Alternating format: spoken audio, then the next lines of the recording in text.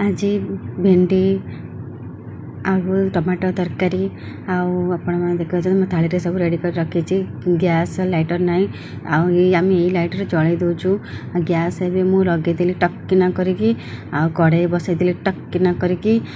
खरिका धोली तेल रेडी अच्छी मसला रेडी अच्छी मसला गुंड सब रेडी अच्छी एवं मुझे स्टार्ट करी रोसई जय जगन्नाथ मिनी ब्लॉग आ कड़े मुझे तेल पकईकि भेंडी पकई भेंडी आस्ते आस्ते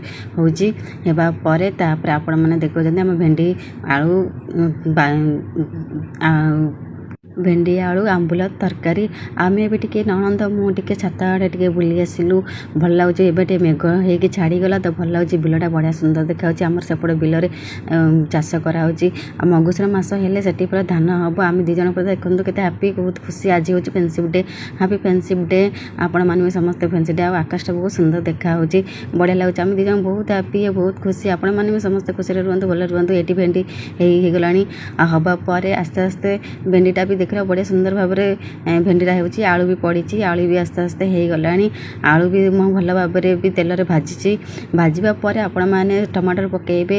सोरिष मसला पकेबे भलकिना जारीदेवे जारीदेलापर भेंडी आलू आंबुल तरकारीटा बहुत बढ़िया टेस्टी लगी था आपण मैंने आसतु खरा दिने बसबे मजा नहीं खाइबे आ भेंडी तरकारी बढ़िया भी हो जाए आपण मैंने आसतु आम सहित बस खाइबे मजा ने आमे मैंने भी